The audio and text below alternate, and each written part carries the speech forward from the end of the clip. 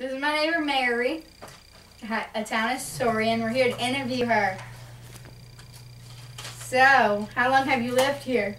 I've lived in this house since 1994, and I've lived in the town of Ballston since 1983. Wow, that's a lot of math to do. Yeah. So, what historic society do you belong to? I belong to the Charlton Historic Society. I've been a member, I would say, for about 17 years. I served as president for 5 years, and now I still am on the board. Okay. Why are you with the Historic Society?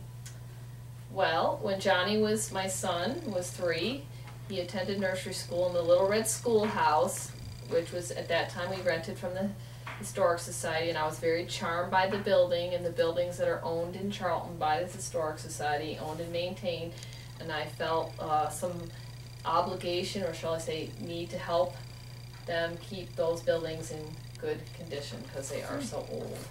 How has this area changed since you lived here?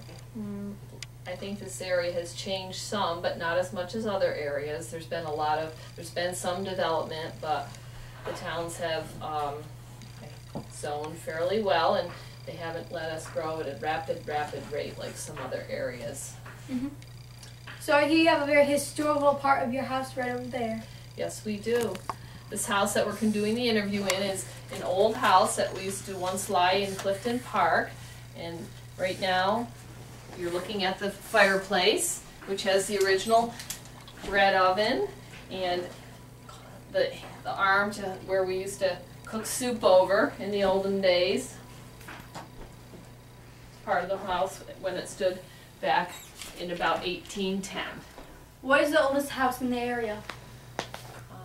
The oldest house that I know of is on Crane Street over in the town of Charlton.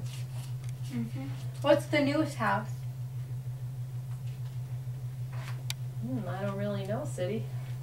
Whoever's building one up the road on Hop City Road, they're still not done. That's probably the newest house I know of. What was here before the houses? Here was Merchant's Orchard on this lot, and you can see in our front yard we have a lot of apple trees.